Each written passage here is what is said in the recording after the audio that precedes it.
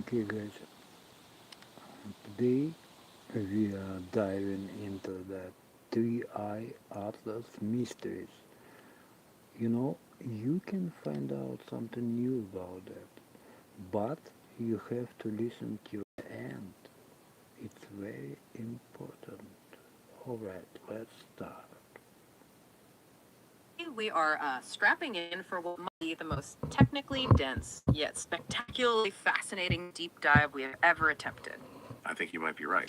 We're looking at a truly remarkable stack of sources, all detailing observations of the interstellar object 3ITLAS. Right. Now, officially, ATLS is classified as a comet, a natural body hurtling through our system. That's the official line, yes. But the secondary literature, the notes, the research papers, the proprietary analysis, they catalog a truly massive list of suspicious data points. 60 technical metrics, to be Yes, exact. 60. And collectively, they defy every natural explanation we have. Exactly. Okay, let's unpack this. This isn't just a summary of an astronomical finding. This is an attempt to take those 60 metrics, the orbital velocity, the chemical spectral lines, the magnetic signatures, and try to reverse engineer an object that, according to a significant body of researchers, simply cannot exist naturally. We're going deep. We are going deep into the technical weeds of its orbital mechanics, its material science, and ultimately its intended mission profile. And the mission is defined by that list of anomalies. We are synthesizing the most extreme claims and the intense statistical improbabilities attached to them. So we're just sticking to the numbers. We are adhering strictly to the numerical evidence provided in the literature. The calculated probability metrics, the specific component ratios found in the coma, the highly structured magnetic field measurements. I see. Our goal here is impartial data reporting. We are simply using the numbers to test the null hypothesis, that this is a random natural comet, against the alternative hypothesis, that it is an engineered craft. And when the data is this weird. When the data itself becomes this compelling, you have to follow it. Okay, so how are we going to tackle this? It's a huge amount of information. To manage this vast body of evidence, we'll move systematically. We'll start with the initial red flags, the orbital anomalies, and why its size is, well, statistically impossible. Then we'll dive into the physical evidence, non-gravitational effects, and the bizarre metallic signatures that point away from ice and rock. Towards manufactured materials. Exactly. Next, we hit the ultimate smoking gun, the evidence of active plasma and magnetic field management. Right. And finally, we will present the two theoretical engineering blueprints that reconcile all these contradictory data points, moving from a simple like-sail model to the truly exotic ultimate architecture. So we're building a technological profile from the outside in. That's the plan. The first reason researchers grew suspicious of 3I Atlas wasn't some, explosive discovery, but cold, hard math. If this was just a random rock tumbling in from some distant star system, the chances of it following the specific path it did are statistically, well, they're vanishingly small. They really are. So let's start with the orbital metrics. The sheer specificity of its trajectory is baffling. It truly is. We have metrics here that strain the limits of astronomical coincidence. Let's begin with what the papers term the ecliptic enigma. Ecliptic enigma, okay. Picture this. If you have an object arriving from interstellar space, you expect it to come from an isotropic sky. Meaning from any random direction. Exactly. Scattered equally across the whole sphere of the sky. 3I Atlas came in with an incredibly specific, almost intentional, orbit inclination of 175.11 degrees. So it was retrograde moving backward relative to the planets, but what does that specific angle tell us? Well, the crucial part is that 175.1 degrees is only 4.9 degrees away from the Earth-Sun plane. The ecliptic. The ecliptic, right. It is skimming the very edge of the plane where all the action in our solar system happens. And the odds of that. For a genuinely random interstellar object, the calculated chance of lying this close to the ecliptic is only about 0.2%. 0.2%. Yes. To put that in perspective, you are more likely to correctly guess the result of 3 coin flips in a row than for an object to randomly appear on a solar system's doorstep with this highly targeted entry vector. So that sets the baseline then. This is not a random visitor. The math says it's extremely unlikely to be. And once it entered our system, it didn't just cruise by, which would have been statistically far more likely. It performed a highly specific sequence of maneuvers. One source termed it a close approach grand tour. This is where the statistics really break down. During its relatively short 11-month apparition in the inner system, 3I Atlas executed a chain of incredibly close pericenters. A chain. Yes, it passed within 0.6 AU of Venus, 0.7 AU of Earth, 0.9 AU of Mars, and then finally performed a deep space gravity assist coming within 0.4 AU of Jupiter. Wow. Imagine trying to throw a satellite across a complex system and having it hit 4 tiny targets in a row using only gravity. That seems like an impossibility. What are the combined odds? The combined a priori probability of such a multi-planet flyby chain, an entirely natural object achieving this perfect sequence, is calculated to be extremely low. How low? Less than 0.005%. 0.005%. For a natural object, this kind of optimized interplanetary traversal is essentially impossible without continuous powered correction. It simply suggests a highly sophisticated, carefully planned itinerary. And that itinerary points directly to efficiency, which is a major theme in the sources. Reconnaissance efficiency. Exactly. This trajectory suggests a path specifically optimized for minimum effort. If this is a probe, it's an economical one. Right. The technical sources provide contour plots showing that the minimal velocity change, or delta V. Which we can think of as the required fuel or effort. Precisely. The delta V needed for these planet intercepts was incredibly low, less than 1 kilometer per second for the Earth intercept, and less than 2 for Jupiter. So if you want to tour the habitable zone, gather detailed data on 4 large planetary magnetospheres, and do it on the cheap. This is the path an engineer would design. Speaking of design, the direction it came from, what the sources call the low probability ingress, also hints at a form of passive stealth. It does. The incoming radiant direction was only 12 degrees from the galactic center. This isn't random. Why not? What's special about that direction? This specific angle minimizes the time the object spends in front of dense star fields, which, critically, are the backdrops we use for most astronomical surveys. I see. So it's harder to spot against that background. By minimizing the time it spent in front of those dense star regions, it significantly reduced its pre-entry detection probability from our instruments. It's a subtle, almost passive stealth geometry that speaks to an awareness of its observation by potential third parties. And tying the orbit back to potential agency, there is the intriguing concept that it could have chosen to stay in our system. This is a powerful point. The object has specific energy, C3, of plus 0.8 kilometers squared per second squared. Okay, let's break that down. Without getting into the dense physics, what this metric tells you is that it is only just barely on an escape trajectory, a hyperbolic path. So it's just barely going fast enough to leave. Exactly.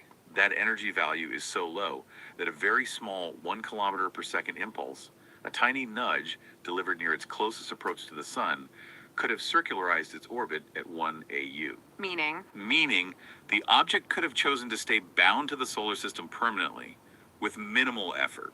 The fact that its current path ensures its exit, despite the low energetic cost to remain, Makes its departure path as much of a choice as its entry. So we have a mathematically impossible path. Let's move to the physical reality of the object itself. If 3I Alice is a comet, it presents a contradiction. It's ridiculously large and yet ridiculously inactive. That's the core of it, yes. Let's start with the size outlier. Conservatively, that 3ILS is a dark asteroid with a standard natural albedo of 0.05. Meaning it reflects about 5% of light, very dark. Very dark. Based on that, its observed optical brightness requires a truly massive diameter, approximately 20 kilometers. 20 kilometers, that's staggering. To give our listener perspective, that's wider than the island of Manhattan tumbling in from interstellar space. Exactly. And compared to our previous famous visitor, one Iwamawua, this is an order of magnitude larger. A whole other class of object. More importantly, statistically, an object of this scale sits far, far above the number density expected for such interstellar bodies.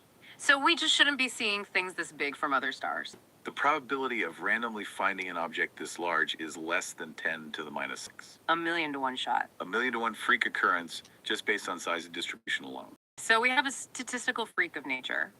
But if it is that big a 20-kilometer icy body, it should have been blazing with activity the moment it passed the Kuiper Belt. That's the contradiction.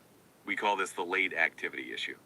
There was no secure detection of a coma, the classic fuzzy envelope of gas and dust, before mid-August 2025. And where was it then? It was already inside 2 AU. It was well into the inner solar system. And that's late. Very. Classical comets of this scale should begin sublimating much earlier, perhaps beyond 4 AU. The fact that it remained dark and inert until it was practically on our doorstep is a serious issue for the cometary model. And when the coma finally did appear, the highest powered observatories looked at it and didn't see the one thing you absolutely expect from a comet. Water ice. No water ice. Precisely. Point 15 details the data from the James Webb Space Telescope's NISPEC instrument taken on August 6, 2025. They looked for the telltale 3-micron water ice absorption band that is the defining signature of cometary activity. It was absent. Even with the coma already visible, there was no detectable water ice signature. Wow. This is exceedingly rare, if not unique, for a 20-kilometer body described as a comet. This suggests that whatever gas or dust is making the coma, it's not primarily driven by the massive sublimation of water ice. Which feeds directly into the mass loss mismatch. The mass loss rate derived from the visible August coma was measured at approximately 50 kilograms per second. Now that sounds like a lot. It does. 50 kilograms per second is a huge number. However, for a 20-kilometer comet at 1.3 AU, that rate is 2 orders of magnitude below what is physically expected. 2 orders of magnitude, so 100 times less. 100 times less than it should be. A comet that size should be shedding thousands of kilograms per second. So the coma is just for show. It suggests that the visible coma is not the result of massive sublimation from a deep, icy crust, but rather just a thin, minimal, and highly controlled outflow. A thin veneer used for an entirely different purpose, perhaps, than merely melting. We've established that the object is too big, its path is too precise, and its activity is too low and too dry to be a comet. Let's move past the geometry and into the physical clues, the non-gravitational effects, and the chemical signatures that point away from generic ice and rock and toward Manufactured materials. Right. The first step into the engineering hypothesis starts with the movement itself. Near perihelion, there was a measurable non-gravitational acceleration reported, about 5 times 10 to the minus 6 meters per second squared at 1 AU. And that's 0.9 in the sources, the Oumuamua. Oumuamua, yes. Its magnitude almost perfectly matches One-Eye Oumuamua's famous anomaly, where scientists couldn't account for its slight push forward using only gravity. And just like Oumuamua, 3I Atlas lacks a robust outgassing signature, the jet of steam, to explain that push. Exactly. If it's not a steam jet, what is pushing it? Light. When scientists can't explain that acceleration with jets, they look at light pressure, which immediately leads to the solar sail interpretation. Okay. If you reinterpret that slight excess acceleration as solar radiation pressure, the physics dictates a specific, very low mass-to-area ratio. That ratio corresponds precisely to the requirements for a 0.3 to 0.5 millimeter thick hollow aluminum shell. The classic light sail design. This is the canonical material requirement for a massive meter-scale light sail. So, based purely on how the sun is pushing it, the object must be enormous, light, and thin. The geometry and spin back up this conclusion. The geometry matches, yes. The brightness variation implies an extremely oblate or disc-like shape with an axis ratio of approximately 1 to 6. 6 times wider than it is thick, like a plate. Exactly like a plate, similar to the proposed artificial geometry for One-Eye Oumuamua. Furthermore, the rotation period is unusually long, about 17 hours. And that's odd. While this would be very slow for a small comet, which would tend to spin up or break apart, it would be perfectly stable for a massive, rigid, thin shell. A gravity-bound rubble pile is unstable at those large, slow rotational periods, but an engineered, structurally sound disk is not. We also saw very specific behaviors linked to how the sunlight hit that assumed flat plate. Point 17 notes that the brightening of exactly 1.2 magnitudes between 2.5 AU and 1.5 AU fits equally well with standard cometary sublimation, or with the behavior of a specularly reflecting flat plate swinging into direct sunlight. Think of a mirror turning towards you. A glint. A glint, exactly. But the behavior of the spin, the torque, is even more telling. Point 21 details that the spin state change exhibited opposite pre- and post-perihelion torque. So it spun up one way, then spun down the other way. This is extremely difficult to model with chaotic natural cometary jets, but it is a natural consequence of a massive, rigid sail experiencing asymmetric radiation torque as it changes its orientation relative to the sun. It was actively correcting its attitude. This is where we shift from movement to composition, and the clues become highly specific to advanced metallurgy, not geochemistry. Let's talk about the nickel vapor mystery. This is huge. This is perhaps the single most difficult fact to explain away naturally. The VLT detected nickel vapor on July 20th, 2025, without the normally accompanying iron lines. And that's weird because In space, iron and nickel are nearly always found together in chondritic ratios. That is, the ratio you find in natural stony meteorites. If you find nickel, you should find a lot of iron too. but they didn't. No. But industrial alloys, things like stainless steels, superalloys, or corrosion-resistant coatings, are specifically processed to show exactly that elemental ratio, where the nickel is selectively available or is a predominant component in the thin outer layers. It's an industrial signature. Natural evaporation from a comet or asteroid simply does not produce that isolated nickel signature. It requires selective release. And It should behave like one when it interacts with our system, which explains the startling lack of debris. Point 12 confirms this. When the object crossed Earth's orbit, there was no dust or ice grains large enough to produce a standard meteor shower. Nothing. Nothing. Think about any standard comet. They leave trails of dust that become annual meteor showers. This object left nothing. This absence of debris is entirely consistent with a smooth, rigid, metallic surface, rather than a dusty, sublimating cometary crust. And the color confirms the material. The reflectance match. The object's red, featureless reflectance spectrum observed by Gemini GMOS matches laboratory samples of evaporated aluminum, or captain. Which are? Specialized materials used in advanced space coatings designed for long-term survival in the deep space environment. They do not match the natural silicates or organic residues expected from a comet. Finally, we have structural resilience. If it's an engineered shell, it should be able to handle extreme stress. Point 28 is key here. Despite coming within 0.1 AU of the Sun, navigating a very steep tidal gradient where the Sun's gravity tries to tear things apart, absolutely no fragmentation or splitting events were seen. It held together. It held together perfectly. This resilience is far easier to achieve with a robust 20-kilometer monocoque shell structure than with a weak, gravity-bound icy conglomerate or a natural rubble pile. It suggests enormous internal strength. The sources suggest that some of these coincidences might not be accidents, but deliberate choices in geometry, perhaps pointing to stealth. Look back at point 5, stealth geometry. The perihelion occurred on the opposite side of the Sun from Earth. So it was hidden by the Sun at its closest approach. This resulted in a natural occultation that hid the object from terrestrial observers for weeks. While about 7% of possible orbits would exhibit this, it is certainly convenient if limited observation windows were desired. It minimized observation time during its most active period. And that location wasn't just good for hiding, it was the optimal point for major maneuvering. Point 6 confirms this. That same occultation geometry is the optimal point for a reverse solar oberth maneuver, a deep space maneuver that uses the gravity of the Sun to maximize efficiency. The slingshot effect. Exactly. It is the cheapest location in the orbit to fire a thruster and either brake to stay bound or achieve maximum escape velocity from the solar system. The object's path ensured it arrived at the right place at the right time for the most efficient possible course correction. We also saw evidence of possible active propulsion. Point 13, the anti-tail. In early September, there was a sudden appearance of a sunward anti-tail. Now, classical comets can produce anti-tails, but their geometry is usually diffuse. This one was highly structured and pointed almost perfectly sunward. It's a plume. Some researchers argue its geometry and structure better fit a directed thruster plume. A small engine was running, perhaps one of the cathodic arc thrusters we'll discuss later. And that's backed up. This is corroborated by the astrometry data. Differential astrometry, point 18, showed a deviation of less than 3% from a pure gravity path, which is small enough that a very low thrust engine, at the millinewton level for a mass estimated at 20 tons, could still operate while hiding inside the observer's aeroellipse. They were steering subtly. And what about communication? If this is an advanced craft, why didn't SETI hear anything? This is usually the first skeptic counterpoint. That's point 20. SETI failure. No, the SETI Institute's ATA found no detections in the standard 1 to 10 gigahertz band down to their 1 Jansky limit. So, nothing. But let's consider the engineering level we are already discussing.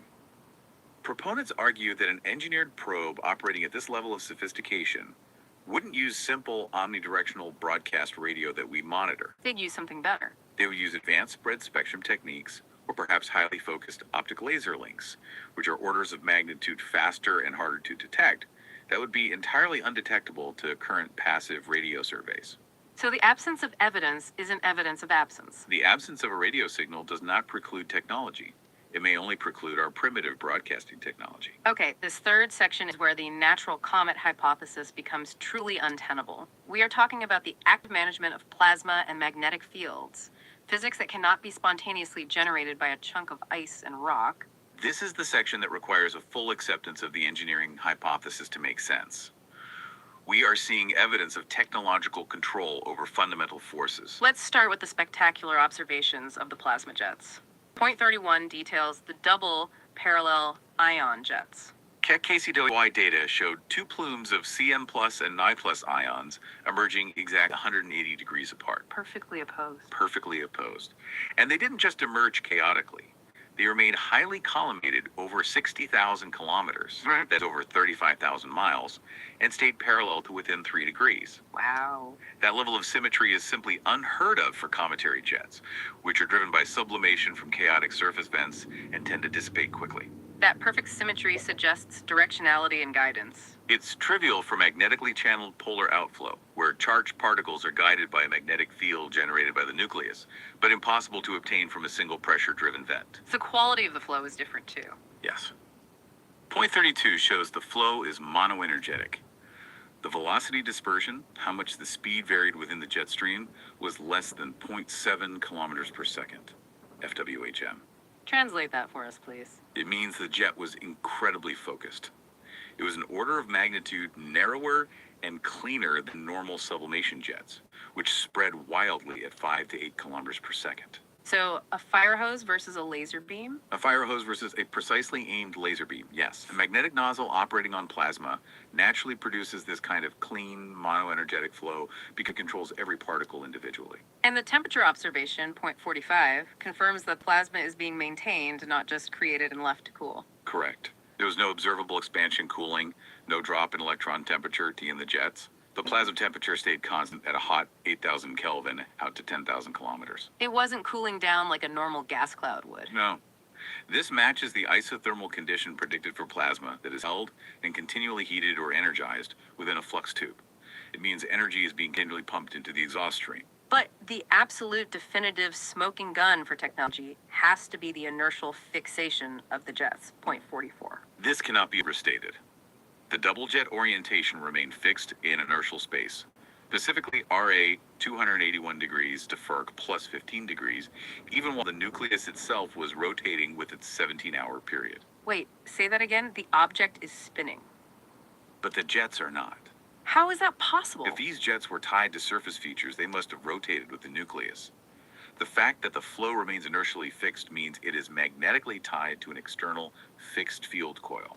So there's a machine inside generating a field that's pointing at a fixed spot in the sky. The object is spinning, but the magnetic field generated by an internal coil is steering the plasma flow to a set point in space. That is an active technological choice, fundamentally impossible for a natural body. So if the jets are magnetically channeled, the object must have a built-in magnetic field strong enough to perform this massive task. How strong is it, and what is its specific signature? Field TFO RS2 data, point 34, found a highly structured field. It found no toroidal, no donut-shaped magnetic field component, but it did measure a longitudinal or radial component of 5 plus or minus 1 nanotesla. And that tells us what? This is the minimum surface current signature expected for a static dipole shell. It looks like a simple intentional bar magnet, not a chaotic dynamo like a planet's core or a randomly induced field. And the overall effect of this field is to create a perfect impenetrable shield, as seen in legacy data. Point 39 confirms this. Archival Ulysses magnetometer data showed no draping of the heliospheric field. So the solar wind's magnetic field just went through it? Yes. When the solar wind magnetic field lines encounter the object's orbital track, they pass straight through, indicating the cavity is perfectly diamagnetic. Essentially, its magnetic permeability is approximately zero. It is behaving like a superconducting cavity that perfectly pushes the sun's field away, creating its own protective bubble. We can also infer the necessary strength of the field from how it pushes back against the solar environment. Point 36, the bow-shock mismatch. The object's bow-shock standoff distance, bars, observed by Soho Lasco, was 24,000 kilometers. And that's big. This is double the value predicted for a 20-kilometer neutral body. The only way to explain this extended, far-reaching bow shock is by adding an intrinsic magnetic field of approximately 40 nanotesla to the object. A self-generated field? a self-generated field whose effect is measurable from Earth's orbit. And point 37 offers confirmation from the perspective of charged particles inside that bubble. They studied the pickup ions, specifically metal ions like nickel-58 and magnesium-24. These showed gyroradii, the size of the helix they spiral in, that were 30% smaller than solar wind velocity alone would dictate. Because there was an extra magnetic field pulling on them. That smaller gyroradius is a direct result of charged particles spiraling in an additional, powerful, comet-centered magnetic field. Again, the implied strength is in the order of tens of nanotesla. Everything points to an intentional, strong, and static magnetic dipole field. Let's get to the most technologically suggestive piece of evidence, the coherent radio signature. Point 35, the electron-cyclotron maser emission. This is the moment I find the most compelling. It is the single most critical aha moment. The Nancy radio telescope picked up an incident spike, a coherent 100% polarized spike at 38 megahertz lasting 11 minutes. Okay, what does that mean? Coherent. Coherent means all the energy is locked in step like a laser, not spread out like random noise. Natural comets do not produce electron-cyclotron maser or ECM emission. But other things do. This type of emission is the absolute hallmark of planetary magnetospheres like Earth or Jupiter, or crucially, artificial dipole operating on energetic plasma. This is not a random spark, it was structured radio energy. And point 42 reveals how the magnetic bubble reacts to external shock events, showing adaptive intelligence. A coronal mass ejection, a massive shock wave of solar particles, arrived on August 31st and coincided with a sudden 1.8 magnitude brightness drop. It got dimmer. It got dimmer. Now, if this were a comet, when hit by high energy particles, it should ablate more, shedding more material and brightening. But it did the opposite. Instead, it dimmed. This is exactly what a diamagnetic bubble does. It deflected the CME's electrons sideways, removing the scattering medium that constituted the faint visible light envelope. It effectively performed a defensive maneuver instantaneously by manipulating its own magnetic field. Finally, point 43 links the metallic vapor back to an industrial process. The spectral line ratios, particularly the nickel to iron ratio of about 2.6, mean the nickel concentration is 5 times higher than solar averages. Which we already said was weird. Right. And this selective release of high sputter yield metal vapor is a known hallmark of magnetically limited cathartic arc used in the thin film coating industry. A manufacturing technique. It's a process used on Earth today to create highly specific metal coatings. This isn't random erosion. The material is being actively managed, vented, and refined by the process that generates the plasma. We have established a consistent pattern. Non-gravitational movement, specific metallic signatures, and active magnetic field management. It's time to take these 3 threads and weave them into the first pass engineering model, the light sail probe. If it is a craft, we must look for signs of control, not just reaction. Point 47, active attitude control, is strong evidence. Right. JPL detected a non-gravitational jerk term, the rate of change of acceleration, 3 weeks before perihelion. So not just a push, but a changing push. This isn't steady acceleration. It's a change in acceleration, indicating the system was adjusting. Researchers calculated that a constant 0.1 millinewtons per kilowatt photon thruster, essentially an attitude control laser, Or tiny steering laser. very small steering mechanism, yes, could reproduce the observed signal using only 40 watts of onboard power. This implies extremely precise, continuous, low-energy steering capability. And the scale estimates we had earlier are backed up by the dynamics of a hollow object. Point 48 confirms the hollow shell structure. By looking at the light curve dynamics, they measured the moment of inertia coefficient, c over mr squared, at approximately 0.35. And a solid ball is 0.4.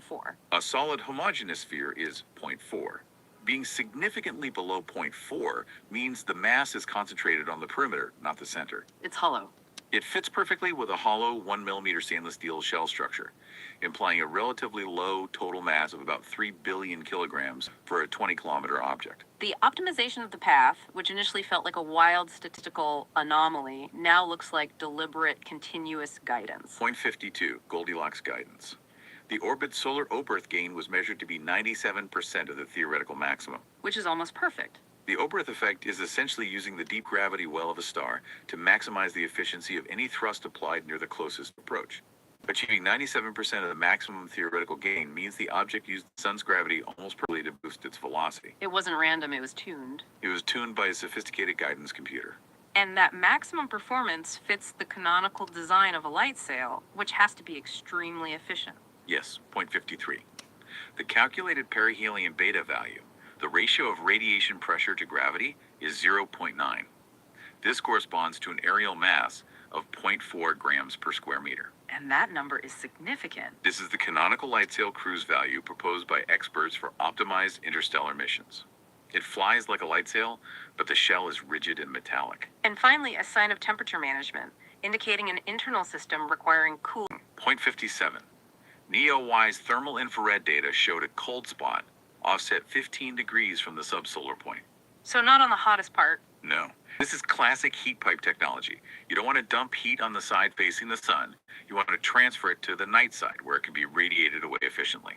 This spot confirms active thermal management required for internal systems, habitats, or powerful energy processes. This brings us to the ultimate question of context. Who built this, and what are the mathematical odds when you roll all these anomalies together? Let's start with context first. Point 54 looks at galactic kinematics. The object's velocity components, U, V, and W, place it squarely inside the thin disk population of the galaxy. And that's where we'd expect life to be. This is exactly where a technological civilization older than 1 billion years is most likely to arise, according to galactic habitability models. It didn't come from a chaotic young star cluster. It came from a dynamically evolved neighborhood. And after cataloging all 60 anomalies, researchers could finally run the numbers to compare the two hypotheses side by side. I have to be skeptical here. 10 to the minus 12 probability for a comet. Where is the massive mainstream pushback? What's the standard non-alien explanation for the ECM spike or the knife ratio? That's a crucial question.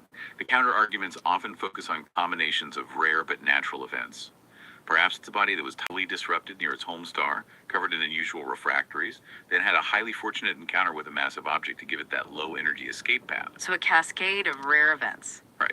For the knife ratio, they suggest extreme fractional distillation in the host star's protoplanetary disk.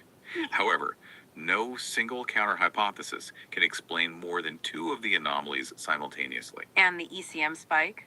The fixed jets. The ECM spike and the inertially fixed jets are generally treated as observational errors by those maintaining the natural hypothesis, because there is simply no known physical process for a comet to generate them. But the Bayesian calculation weighs all of them simultaneously. And the conclusion is stark. Point 60. They combine the Bayesian odds of obtaining all the key non-overlapping anomalies: the ecliptic entry, the multi-planet chain, zero fragmentation, the knife anomaly, the ECM spike, and the magnetically collimated jets. And the result?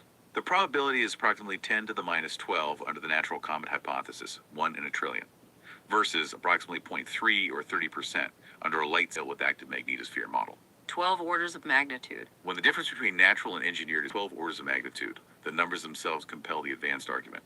Let's look at the launch speed. If this was a deliberately launched sail, its entry speed should align with projected technological capabilities. Point 24 addresses this. The entry speed into the solar system was 33 kilometers per second. This speed is almost identical to the nominal solar sail terminal velocity that an interstellar launcher could achieve with a 1 kilowatt per kilogram beam system, which is a projected technology we could build in the next century. So it wasn't just fast, it was efficiently launched. Likely via beam power, yes. And we noted the perihelion location was perfect for a reverse Oberth maneuver, 0.6. Yes, the occultation geometry is the most efficient place to apply a boost, leave, or brake. It implies that the decision point for its trajectory to stay or go was engineered into the mission profile, right at the point where we observed it. A point of maximum flexibility. Exactly. And for a touch of human commentary, 0.29 connects it to famous NASA route. Yes, the researchers included a humorous observation. The heliocentric longitude of perihelion, 219 degrees, lines up almost perfectly with the Voyager gap, the direction where NASA probes leave the solar system to avoid the gravitational influence of Jupiter and the Sun. So they're suggesting it's an intelligence traffic lane. Facetiously, yes. So the researchers are basically joking that even aliens follow the same traffic rules as NASA, that this is just the interstellar I-95. It's more than a joke, it's a conceptual realization. Yeah. If you are launching objects into deep space, there is an optimal direction. It suggests that if two advanced civilizations are communicating across the galaxy, they might naturally establish preferred, energetically optimal corridors. Now we arrive at the central contradiction that forces us to abandon the simple light sail idea and advance to the truly exotic engineering model. The initial light sail hypothesis that thin 0.4 grams per square meter sheet cannot survive the environment we just observed. This is the critical juncture. We have contradictory data. On one hand, the object feels solar radiation pressure equivalent to a fragile thin foil, the beta of 0.9. Right. On the other hand, we observe that it co-rotates with 8,000 Kelvin plasma. The plasma vortex pressure, while small, would be turbulent and dynamic enough to physically tear a traditional fragile light sail film to shreds long before perihelion. So the sail can't exist inside its own superheated plasma cocoon. It can't. So we have an object that must be fragile to fly like this, but also generates an environment hot enough to destroy itself. How is that even possible? How do you get light sail thrust without a physical sail? The key insight is that radiation pressure is still 20 times larger than the plasma pressure. So thrust is possible inside the bubble, provided the reflective surface is protected and rigid. The solution proposed in the literature is the inductive photon ring. Let's reconstruct this ultimate architectural solution in maximum detail. What is this craft actually made of if it's not a sheet of aluminum foil? It is fundamentally a massive superconducting tape. We are talking about a rigid structure, 20 kilometers in diameter, 1 centimeter wide, and only 50 microns thick, a razor-thin ribbon structure. Wow. This tape is cooled internally to 40 Kelvin, allowing it to carry a colossal current, 3 million amps with 0 ohmic loss. This current generates the strong, static 40 nanotesla dipole field we measured. So the structure is not a mirror, it's an electromagnetic coil. That's it. Wait, so you're telling me it uses electricity and magnetism to push itself using the sun's light without needing a physical mirror? It's a fail, but only of energy. That is precisely the mechanism, the magnetic thrust mechanism. The loop itself is the sail electromagnetically. The 3 million amp DC current generates an enormous magnetic moment. 9 times. 9 times 10 to the 14 ampere meters squared. Huge magnetic field. This massive magnetic moment interacts with the ambient heliospheric magnetic field of the solar wind, BSW. This interaction creates a measurable lift force. F equals the gradient of m dot b. This magnetic lift force is precisely calculated to be equivalent to the radiation pressure on a 0.4 grams per square meter foil of the same 20-kilometer area. The magnetic loop is the radiation pressure surrogate. It is. That is an elegant solution. It solves the fragility problem instantly, but the object still looks red and shiny. That's the surface protection and reflection layer. The superconducting tape is surface coated with a layer of evaporated 50 nanometers of aluminum. This surface reflects about 85% of sunlight, producing the observed geometric albedo of 0.55. And it's strong. Because the mirror is backed by the 50 micron steel ribbon, the dynamic pressure of the plasma vortex is 10,000 times smaller than the yield stress of the underlying structure. The plasma confinement itself is the protection mechanism. And the magnetic field also solves the immediate plasma problem, creating that massive standoff distance. Correct. The 3 million amp loop creates the perfect magnetic cushion, generating the observed standoff distance of 24,000 kilometers. The 8,000 Kelvin plasma is confined outside this magnetic bubble and is never allowed to touch the reflective ribbon. And the jets. The two opposed jets we see, the 180-degree opposed eye-seated plumes, are generated by small cathodic arc microthrusters, which replenish the magnetic bubble at the two polar points where the dipole field lines open to the solar wind. How does a 20-kilometer ring steer itself with such incredible precision, achieving that 97% Goldilocks guidance? Steering is achieved purely electromagnetically. The force creates torque on the loop, which provides 10 to the 12 newton meters enough torque to precess the orbit plane by 1 degree per week without using any propellant. And for fine-tuning. By varying the current in the loop by a tiny amount, say plus or minus 5%, they can change the effective radiation pressure ratio from 0.8 to 1.0. This is equivalent to a 0.2 millimeters per second squared continuous thruster, sufficient for the incredibly precise 0.01 AU flyby control that was observed. It's all solid state. It is solid state, high precision steering, using only electromagnetism. A 20-kilometer magnet carrying 3 million amps of current requires monumental continuous power management. We are talking about Kardashev level power here. This is where we glimpse the civilization's mastery of energy. The superconducting loop itself stores a massive 2 times 10 to the 12 joules. For continuous operation, they require significant power. How do they get it? A laser rectenna mesh is arrayed on the night side of the craft, capturing and converting incident sunlight. It converts 10% of the intercepted sunlight, about 1 gigawatt captured at 0.8 AU, into 100 megawatts of DC power. And that's enough. This is sufficient to keep the loop cold, since cooling is the only real power sink in a superconducting system, and to run the cathodic arc thrusters that generate the Nye-rich plasma jets. The magnetic bubble, then, is a true environmental control system. It's not just for propulsion. It's multi-purpose, yes. Yeah. The magnetic field shield acts as a highly effective micrometeoroid shield, since the gyro radius for incoming milligram grains is less than a centimeter. A force field. It is also the perfect thermal dump, as we saw when the CME energy was deflected sideways, explaining the 1.8 magnitude dimming. And it's a stealth layer, ensuring no native sodium or iron vapor escapes, and guaranteeing that the radar return is specular, not diffuse. And the plasma jets, the ones that look like a very weak, dry comet coma, have a primary function entirely separate from propulsion. They're managing the internal climate. They are the thruster as waste dump, a brilliant piece of thermal engineering. The habitat and internal systems generate about 3 gigawatts of waste power. How do you get rid of that much heat in space? Dumping this heat requires massive radiators, which are slow and vulnerable. Instead, the 50 kilograms per second of Nye-seeded plasma vented through the magnetic nozzles acts as a sacrificial ablator. Every ion lost removes 50 electron volts of heat. This process dumps the habitat's 3 gigawatts of waste power immediately and efficiently without requiring large infrared radiators or boiling large quantities of water. The waste heat becomes the exhaust for the magnetic shield. This is the ultimate extrapolation. If this is a 20-kilometer wing, hollow and rotating at 17 hours, what is the environment like inside, and what is the civilization doing for a 12,000-year journey? We peel back the layers to reconstruction too. The habitat structure is a vast toroidal deck located beneath the superconducting ribbon, separated by a 2-meter vacuum gap. A donut-shaped habitat. Exactly. The habitat deck itself is an inflated Kevlar magnesium tube, constructed of extremely resilient, lightweight materials. It's large, 300 meters wide and 63 kilometers long in circumference. And the 17-hour rotation period we observe from the outside is not random. It's the key to life support. It's the rotational period of a permanent home. It's intentional artificial gravity. The 17-hour rotation produces 4.5 meters per second squared of centripetal acceleration at the floor, which is 0.46 gram. About half of Earth's gravity. Right. This fractional gravity is enough to maintain bone density and physiological function over millennia, while minimizing the structural strain on the 20-kilometer structure.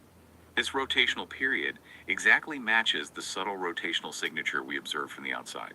What does 0.46 gram feel like? If you weigh 100 pounds on Earth, you weigh 46 pounds here. You could jump enormous distances, run effortlessly, and lift heavy weights easily. The habitat floor is inclined 15 degrees to form a natural hillside, giving the population a sense of topography. And light. Sunlight enters through an 8-meter thick silica aerogel window, which diffuses the light and provides insulation, giving a controlled 6-hour day, 6-hour night cadence, a highly compressed day cycle optimized for agriculture. The life support system must be near perfectly closed loop for a 12,000-year mission. It is detailed in Reconstruction 3. The primary engine of life support is the photosphere, a 3-meter layer of genetically flattened cyanobacteria or green foil laminated onto the inner window surface. So they grow their food and air on the windows. This highly engineered organism provides 80% of their caloric demand, generating 8 moles of oxygen per person per day. The remaining 20% of nutrition comes from a 10-kilometer spirulina trench running along the valley floor. Water inventory is closed to 99.997% efficiency using advanced graphene osmosis plates. Everything is recycled to the point of molecular precision. And the sociology of the crew, 30,000 fully biological beings and 200,000 genetic templates in cryostorage, is merged with the physics of the craft itself. This is fascinating. The population is arranged in 12 valleys, or file, separated by bulkheads. According to the reconstruction, political power is proportional to the current share the file maintains in the superconducting loop. The electrical architecture is the economic system. It is. Children are born and raised in the 0.46 gram belt, but at age 14 they spend 2 years in the zero-G axis of the torus, learning EVA and magnetic architecture maintenance. Their life expectancy is projected to be 180 years through managed cellular repair. Who runs a mission spanning over 100 centuries? It can't be a group of standard human-like individuals. Reconstruction 5 reveals the command core. A 400-meter spherical vacuum cavity at the geometric center houses the Quiet Council. Council members are not elected based on competence or speed. They are the slowest thinking citizens, those who can hold a 6-month-long conversation without loss of coherence. Slow thinkers. Fast minds rotate out every decade. These slow mines stay for centuries, providing the essential continuity needed for this immense voyage length, ensuring the mission goals are never forgotten or corrupted by rapid societal shifts. We've established the enormous technological mastery required. How do the sources profile the builder's overall civilization level? Reconstruction 6 gives us the tech readiness profile. We're looking at a civilization with energy mastery of greater than 10 to the 12 watts available for interstellar launch. Their material science is staggering. Meter-scale superconducting FEM operating at 300 Kelvin under sunlight.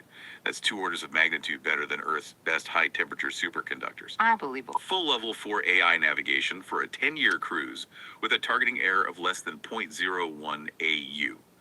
This technological capability, particularly the material science and energy logistics, implies orbital megastructure manufacturing capability, placing the builders solidly at Kardashev level 1.2 to 1.4. So we know who they are, how they live, and how they're powered. We have to know the translated dispatch order. Why did they dedicate centuries of resources to this passage? Reconstruction 1 provides a translated order. Proceed to G dwarf 27-180-42. Penetrate the ecliptic plane at 33 kilometers. Map all magnetospheres. Do not contaminate water bands. Return vector to launcher beacon within point 2 mirror. So, reconnaissance and mapping with strict non-contamination protocols. Yes. This clarifies everything. The Grand Tour was not the ultimate mission, it was the calibration phase. Exactly. The solar system transit is not the destination, it is the calibration leg, as detailed in Reconstruction 6. The 20-kilometer plasma cocoon that we saw earlier doubles as a massive tunable radio lens. Awesome. The 4 flybys Earth, Venus, Mars, Jupiter provide 4 incredibly well-characterized electromagnetic sources in the 0.4 to 40 megahertz range. The crew uses these planets to watch how their planetary bow shocks modulate the known sources, allowing them to fine-tune the focus of their 20-kilometer magnetic lens. Which explains the mysterious radio burst we saw, the ECM spike, which we thought might have been a failed communication. It wasn't a communication attempt at all. The August ECM spike was identified as the chemical kick stage's ignition checkout, a magnetically confined 100 kiloamp electrical discharge used for system testing that leaks coherent 38 megahertz maser emission. It's just a system check. It was simply technological housekeeping during the calibration phase. And the final destination is much further out than us. The real target is the putative Type 2 civilization around Epsilon Reticuli, 59 light years further downstream. So what happens when they leave? Once calibration is complete, they will furl the loop slightly, discard the spent plasma, and boost to 0.015 C, 1.5% of the speed of light. Using the same magnetic sail principle, this time flipped into magnetoplasma drag against the interstellar medium for ultra-efficient long-haul propulsion. The final implication is profound. The artificial comet 3ILS is not a probe sent to investigate us or our solar system. It is a mountain-sized, crude, long-duration camera traveling through us, executing a pre-planned reconnaissance loop on its way to take a clear picture of something else entirely. The synthesis is breathtaking in its elegance. We started with 60 seemingly random, contradictory observations that statistically annihilated the natural comet hypothesis.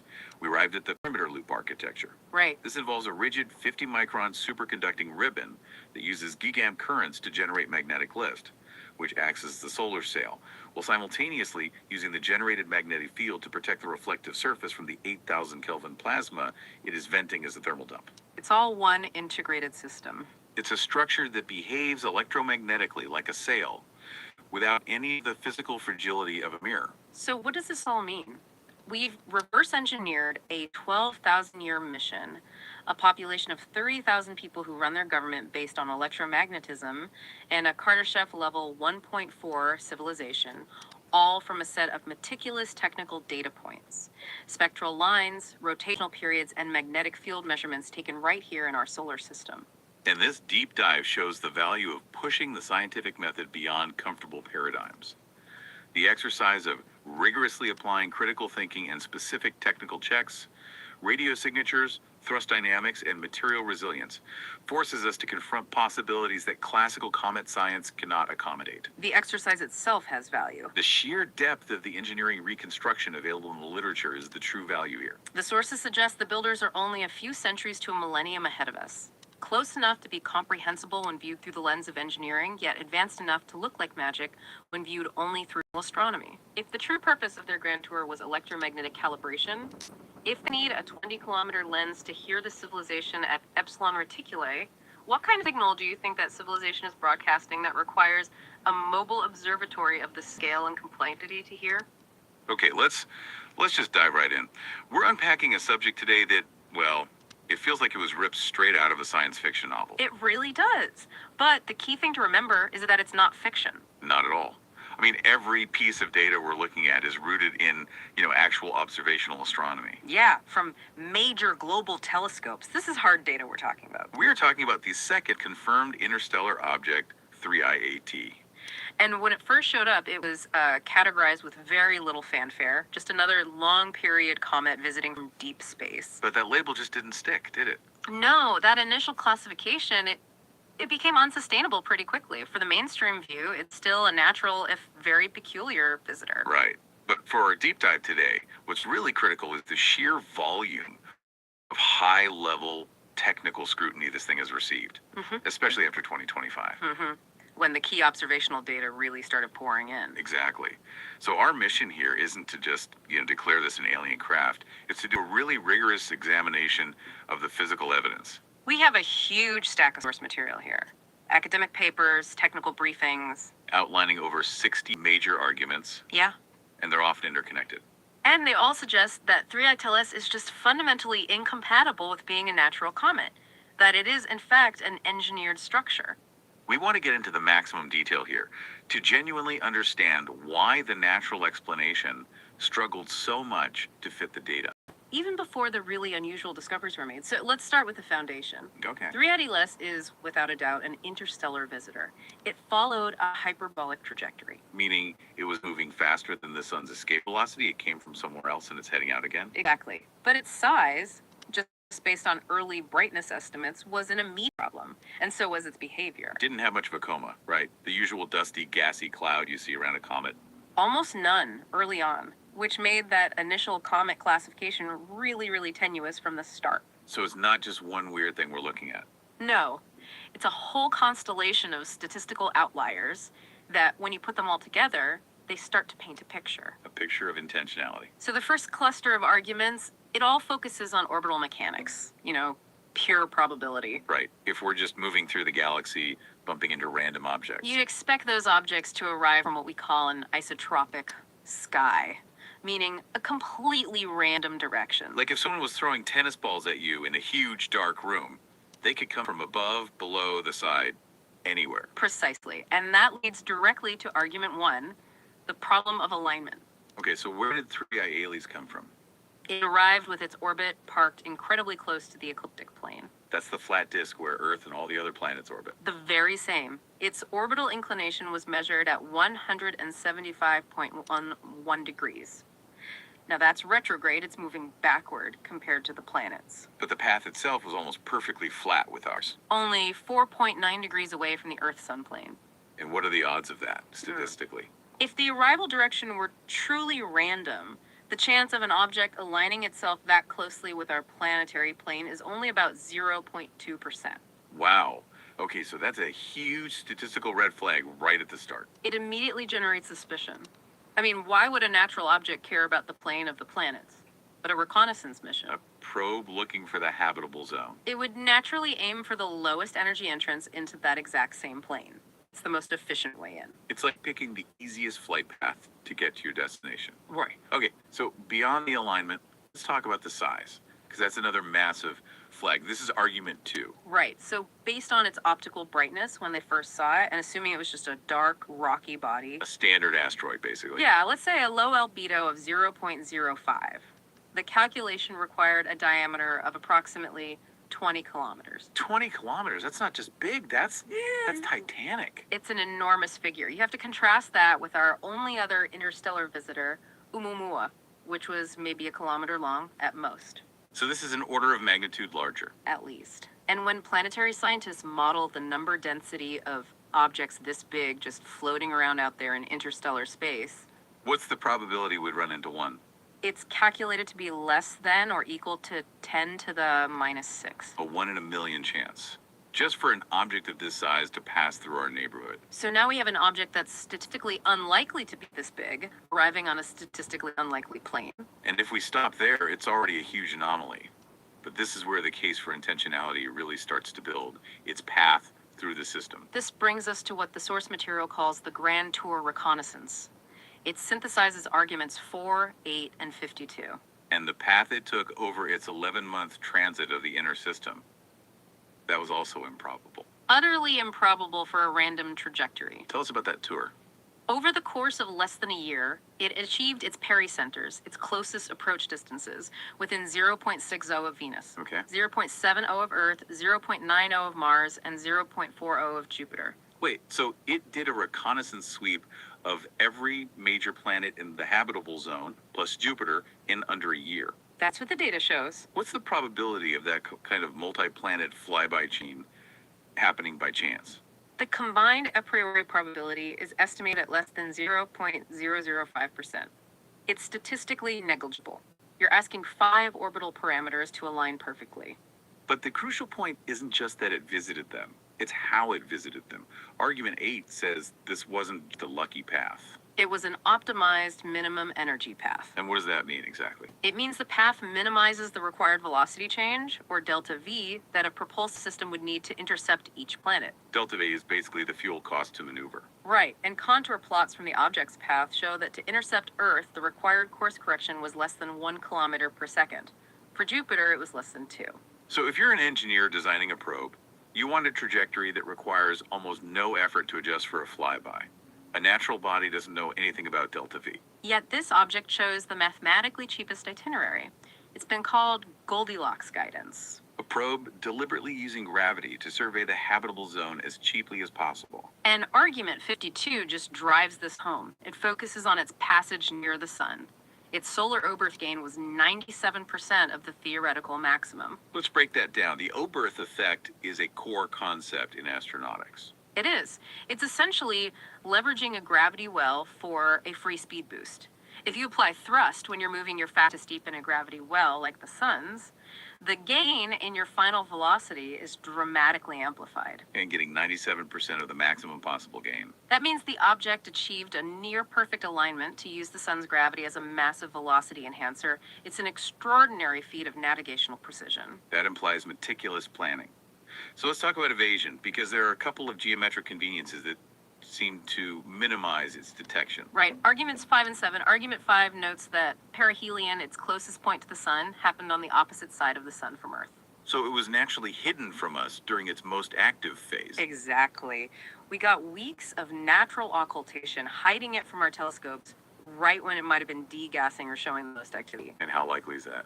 Only about 7% of orbits do that, so it's another unusual data point on the pile. Okay, what about its approach geometry? Argument 7. The incoming radiant, the direction it came from, was only 12 degrees from the galactic center. Which is a notoriously dense star field.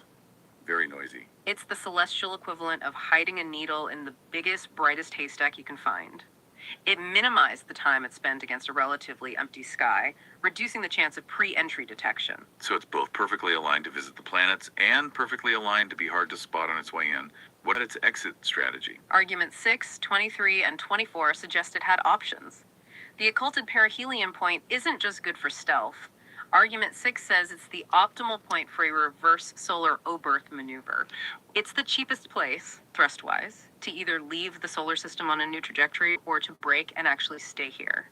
And it had the capacity to stay. That's argument 23. We look at its specific energy, C3. It was plus 0.8 kilometers squared per second squared. That's remarkably low for an interstellar object. What does that mean in practical terms? It means a tiny impulse, about 1 kilometer per second of delta V near the sun, would have been enough to circularize its orbit at 1.0. It could have parked itself in Earth's orbit with minimal effort. It had the option to stay or go. And finally, argument 24 ties back to how it got here. Its entry speed was 33 kilometers per second. Which is significant because That speed is almost a perfect match for the nominal solar sail terminal velocity that experts predict for advanced interstellar launchers using high-power beams. The whole trajectory, from start to finish, just screams optimization. Okay, that sets a pretty compelling stage. The object's path looks like a pre-planned minimum energy itinerary. Now we get into the forces acting on it, forces that were clearly not just gravity. Right. And this is where 3i Atlas starts to look a lot like its predecessor, Oumuamua, and where that light sail idea first really took hold. We're talking about the non-gravitational acceleration, the jerk. This is the core of arguments 9, 10, 47, and 53. Near perihelion, astronomers reported an unexplained acceleration of about 5 times 10 to the minus 6 meters per second squared, pushing away from the sun. And critically, It's the exact same amplitude of acceleration that was detected in Oumuamua. which is a staggering coincidence if they're both just random natural comets. It's highly suggestive, and argument 10 shows that if you attribute this extra push purely to solar radiation pressure photons pushing on a big light surface, the implied mass-to-area ratio is a perfect match for a thin, hollow aluminum shell, The canonical solar sail. a thickness of 0.3 to 0.5 millimeters. It fits perfectly. And let's dig into the physics of that a little more. Argument 53 looks at the beta ratio. That's the ratio of the radiation pressure force to the sun's gravity. For 3i Atlas, beta was 0.9. So the push from sunlight was 90% as strong as the pull from gravity. Exactly. And that value perfectly matches the 0.4 grams per square meter aerial mass that light sail experts propose as the sweet spot for interstellar missions. It's the benchmark. So if you were an engineer designing a fail, this is exactly the performance you'd be aiming for. But the data showed more than just a constant push, right? Argument 47 introduces a level of subtle control, a non-gravitational jerk term. A change in acceleration was detected 3 weeks before perihelion. Which implies active control, not just passively coasting. Right. Researchers found that a tiny constant photon thruster, basically a highly efficient attitude control laser running on only 40 watts of power, perfectly reproduces that subtle jerk signal. Tiny, continuous course corrections. Consistent with the precision maneuvering needed to maintain that optimized Grand Tour flight path we talked about earlier. Okay, so the forces align with a thin, light structure under active, low-power control. What about what it looked like? Its physical properties. Well, arguments 14, 17, 26, 27, and 28 cover the profound inconsistencies with a natural comet.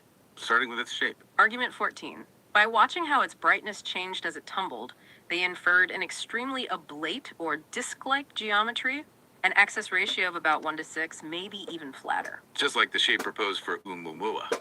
Again, it mirrors the flat light sail geometry perfectly. Now, the object brightened significantly as it came closer.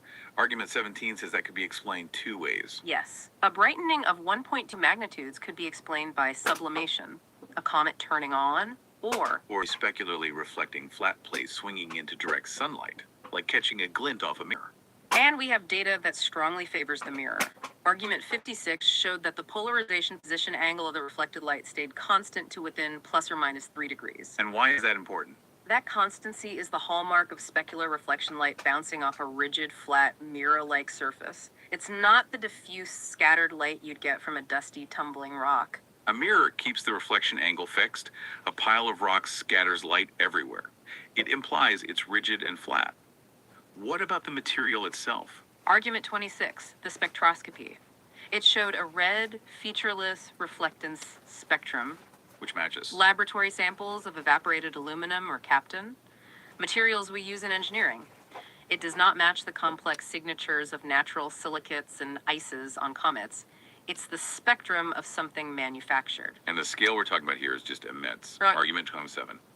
The absolute magnitude gives you an effective area that, if it were a circle, would be about 80 square kilometers. Which is just too big for a natural body with that low density to hold itself together. Right, but it is completely plausible for a kilometer-spanning, incredibly thin light sail structure. And finally, integrity.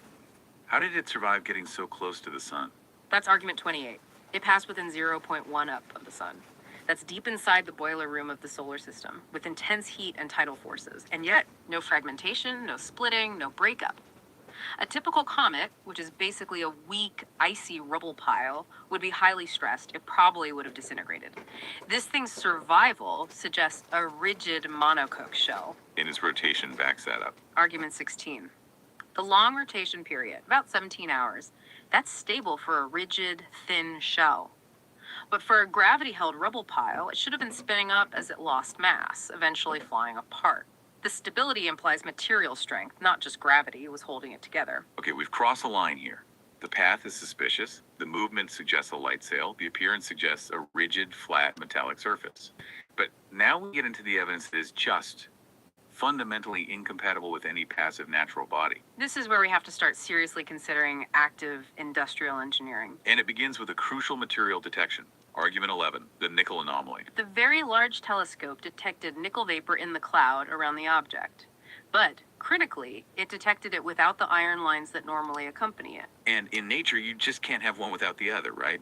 Why is that so important? It's just basic geology. Natural meteoroids and comets release nickel and iron together in a very specific solar system abundance ratio.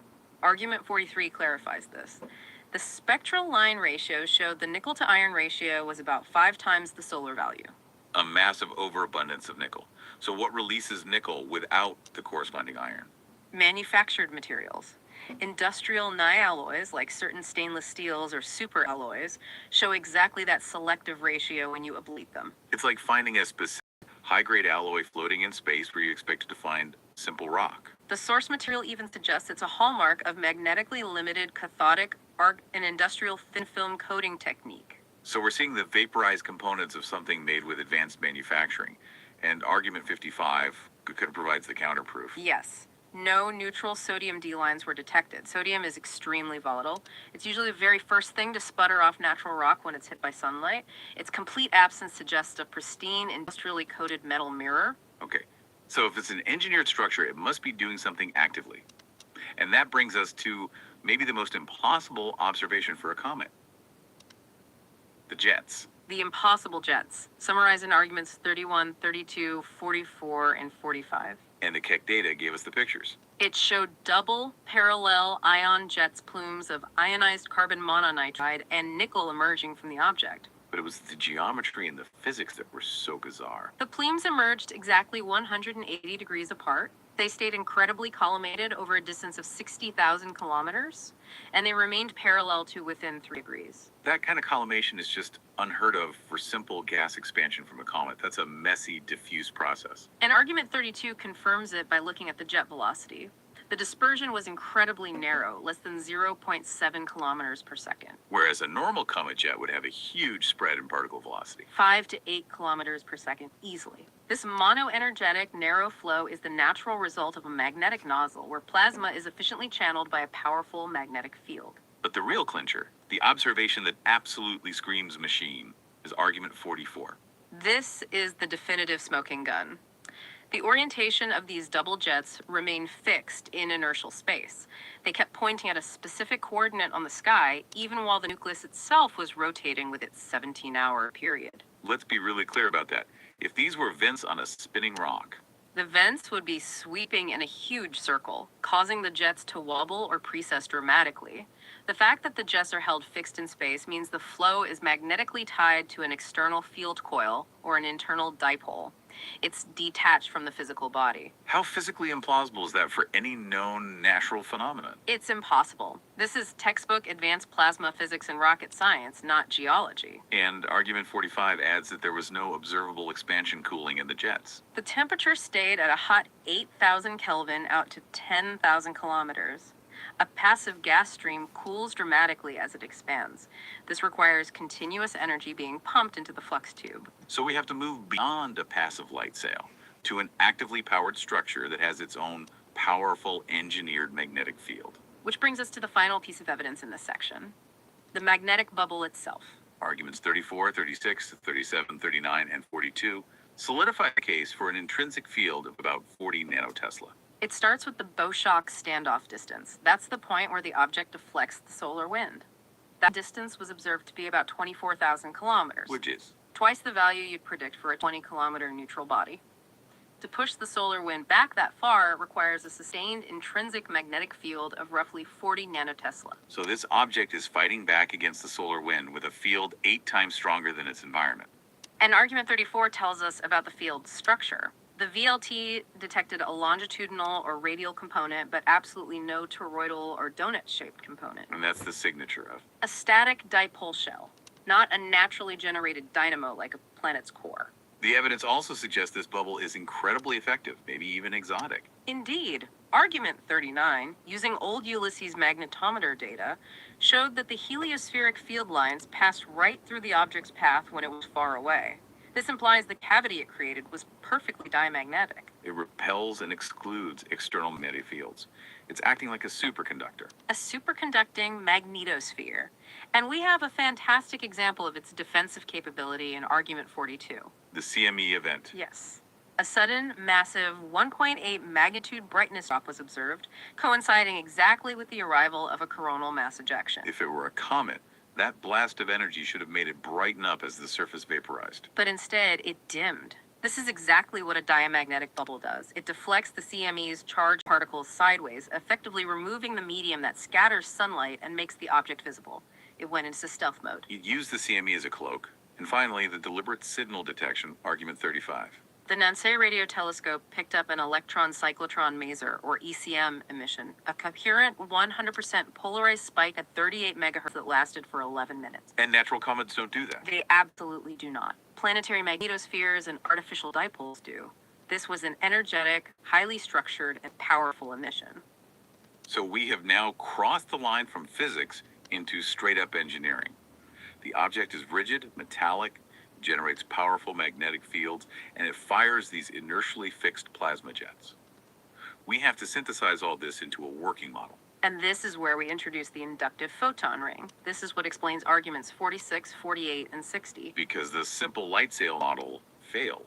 A physical film can't survive an 8,000 Kelvin plasma vortex. Right. The perimeter loop model requires an architecture that generates that high radiation pressure ratio without needing a fragile film exposed to that plasma storm. And the solution isn't a sail at all. It's an enormous active electrical component. Precisely. The core structure is a 20-kilometer diameter, 50-micron thick superconducting tape. Let's just pause on that. A loop the size of a small city, made of a material thinner than aluminum foil. And argument 60 explains the physics. If that tape carries a 3 megaamp current, it stores an immense amount of energy, 2 times 10 to the 12 joule. And critically, it generates that measured 40 nanotesla dipole field. So the magnetic loop doesn't just create the shield. The loop itself is the propulsion system. It's a surrogate for the light sail. Correct. The current creates a colossal magnetic moment. The interaction of that moment with the sun's ambient magnetic field provides a Lorentz force lift of about 20 million newtons. Which is exactly the same force that radiation pressure would exert on a physical foil with that ideal 0.4 grams per square meter mass. The magnetic loop is the radiation pressure surrogate. That's just next level mastery. Yeah. No fragile film needed, so there's nothing for the plasma vortex to destroy. And how do you steer something like this? You manipulate the magnetic field. Torque on the loop can precess the orbit plane by about 1 degree per week with no propellant. And by varying the current by just plus or minus 5%, you change the effective beta ratio. Which gives you thrust. A continuous, subtle 0.2 millimeters per second squared thrust. Just enough for the incredibly precise fine-tuning needed for those flybys we saw on the Grand Tour. This architecture is stunning. But let's go deeper. What do the source materials say about the inside, the habitat? This is where we get into the biological and sociological engineering of the perimeter loop model. Beneath that superconducting ribbon, there's a 2-meter vacuum gap for insulation. Below that, you find the toroidal habitat deck. A giant donut, 63 kilometers in circumference. Yes, an inflated Kevlar magnesium tube, 300 meters wide. A truly immense internal world. And that 17-hour rotation period we saw earlier. Right. That's for the crew. It's their centripetal acceleration system. That spin provides 0.46 g, almost half Earth's gravity, for the 30,000 fully biological individuals inside. So there's an entire civilization living in this thing. And the life support is just as engineered. The photosphere is a layer of genetically flattened cyanobacteria laminated onto the inner window to maximize energy capture. The atmosphere is kept at a lower pressure to reduce hull stress. And the crew is adapted to that. Their hemoglobin has been CRISPRed for higher oxygen affinity. They are physiologically optimized for a multi-millennial journey. Which brings us back to those hot plasma jets. This habitat must produce immense waste heat. It does. 3 gigawatts of waste power. They need to dump that heat without creating a huge, detectable infrared signature. The solution is that 50 kilogram per second nickel-seated plasma leak we detected. So the visible vortex is their radiator. It's their heat dump. Every nickel ion shot out of the magnetic nozzles removes 50 electron volts of heat energy. They turn an engineering necessity heat removal into a functional, magnetically channeled system. That is just, it's incredibly sophisticated. And what about the culture that built this? The command structure. The center of the torus houses the Quiet Council. The voyage time is 12,000 years. The crew's life expectancy is extended to 180 years via telomerase recalibration. But that's still a short time compared to the full journey. Exactly. So the council members who provide continuity are specifically selected for being the slowest thinking citizens. Individuals optimized for temporal depth who can hold 6-month-long conversations without losing coherence. They optimize for stability, not speed. That turns our entire idea of leadership on its head. It does. It prioritizes continuity and risk aversion above all else. Okay, so let's tie it all together. Here, if the solar system wasn't the destination, what was this all about? Source detail 6. The solar system transit was merely the calibration leg for a massive 20-kilometer diameter radio lens. The plasma cocoon itself is the lens. Yes. By adjusting the current, they can manipulate the plasma density and focus galactic radio signals with incredible precision. So Earth, Venus, Mars, and Jupiter. We were just test targets. 4 well-characterized electromagnetic sources they could use to fine-tune their massive cosmic telescope. The mission was never about us. It's about what lies beyond us. And that 38 megahertz ECM burst we saw. That was the kick stage's ignition checkout, a high-power test of the magnetic propulsion system they need for the next leg of the journey. Which is? Once calibration is complete, the object will use magnetic sail drag against the interstellar medium to boost to 1.5% of the speed of light. And where are they going at that speed? They're targeting the putative Type 2 civilization around the star Epsilon Reticuli, 59 light years away. The artificial comet is not a probe sent to us. It is a mountain-sized camera traveling through us on its way to take a clearer picture of something else. Finally, let's assess the builders. What does this level of technology say about their civilization? Arguments 7 and 60 give us the scale. Energy mastery of at least 10 to the 12 watts just for the launch. And material science that includes room temperature superconductors that are 2 orders of magnitude better than anything we have. This puts them high on any technological scale. We're looking at a Kardashev 1.2 to 1.4 civilization. On the Barrow scale, they're Type 2 or 3. They can engineer magnetospheres at will. And they are likely at least 1 billion years old. And argument 60 brings it all home with Bayesian probability. Right. The combined probability of seeing those 6 key anomalies, the optimized entry, the multi-planet chain, the nickel-iron ratio, the ECM spike, zero fragmentation, and the jets, is about 1 in a trillion under the natural comet hypothesis. Well, under the engineered structure model. The probability is around 30%. It is mathematically and physically superior by 12 orders of magnitude at explaining all the data we see. Wow. From a statistically unlikely comet to a mountain-sized, magnetic, bubble-wrapped intelligence platform using a solar system as a test range. When you synthesize it all, the transition is undeniable. The easiest, least contrived explanation for the physics, the appearance, and the path of 3 Aiellos involves complex, intentional engineering. The technology is conceptually understandable to us. Superconductivity, magnetic propulsion. But the sheer scale and flawless integration, that's what places the builders so far ahead of us. So we've got this massive active structure passing through on a mission to Epsilon Reticuli.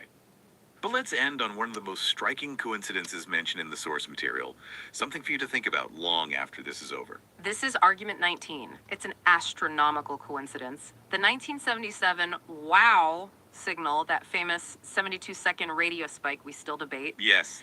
it came from a position in the sky only 11 degrees away from the extrapolated track of 3 I Atlas, 48 years before its arrival. That proximity has been played up as a possible beacon alignment. Or a signpost for this specific intelligence traffic lane into our system. And argument 29 adds a slightly facetious footnote to that. Yes, that the heliocentric longitude of its perihelion, its deepest cut into our system, lines up almost perfectly with the Voyager gap. The direction where our own probes have left the solar system. Essentially, the argument is that it used a recognized gravity-optimized highway out of the system. But ultimately, the methodology here is the real takeaway, right? Argument 30, just checking for these text signatures, looking for the radio spikes, the engineered materials, the optimized paths. It pushes science forward. It does. Even if every single one of these arguments is eventually explained away naturally, the process of rigorous investigation forces us to ask better questions. It forces us to build better instruments to detect anomalies. And with 3i Heasley's, those questions led to some astonishingly detailed answers about what happens when you let advanced physics be your guide. Even if it leads you far, far away from classical comet science. Thank you for joining us on this deep dive.